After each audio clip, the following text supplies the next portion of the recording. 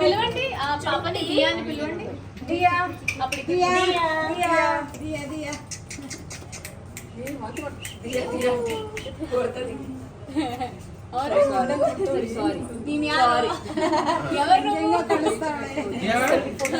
నిల్చోండి ఒకసారి అందరు మీరు కూడా చేయను. థ్యాంక్ యూ మీ పద్మిని నవలపల్లి.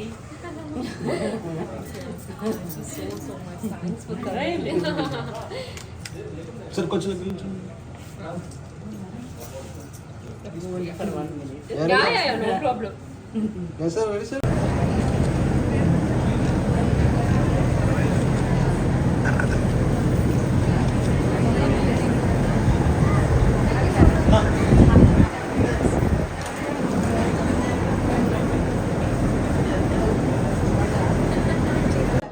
కుక్ విత్ జాతిరత్నాలు.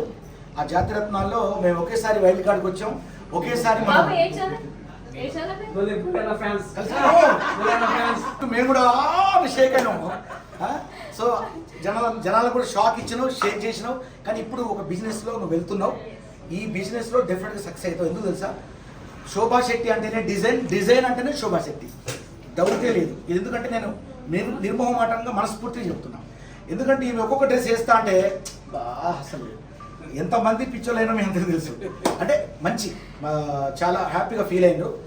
చాలా మంచి మీ డ్రెస్లకి నాగ్ సార్ కూడా big boss season 7లో Shobha Shetty డ్రెస్లకి ఆహా శోభ ఎంత బాగుంది డ్రెస్ అని అప్రిషియేట్ చేశారు. అదేవిధంగా బిగ్ బాస్ లోపల కూడా నాకు ఒక జెలసీ ఏంటంటే నీ మీద బిగ్ బాస్ కూడా చాలాసార్లు శోభ నీ డ్రెస్ చాలా బాగుంది చాలాసార్లు జరిగింది. అప్పుడు నేను అదేంటి నన్ను ఒక్కసారి పొగిడిందే. కానీ కాకపోతే ఈమె నా డ్రెస్ నువ్వు చింపుకొని వచ్చినావు కూడా అన్నావు ఒకసారి.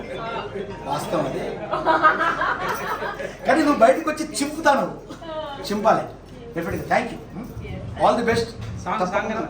మీ డిజైన్కి అసలు నువ్వు అసలు ఇప్పుడు నిన్ను చూస్తే నువ్వు శోభా శెట్టివా లేకపోతే శిల్పానివా? శోభా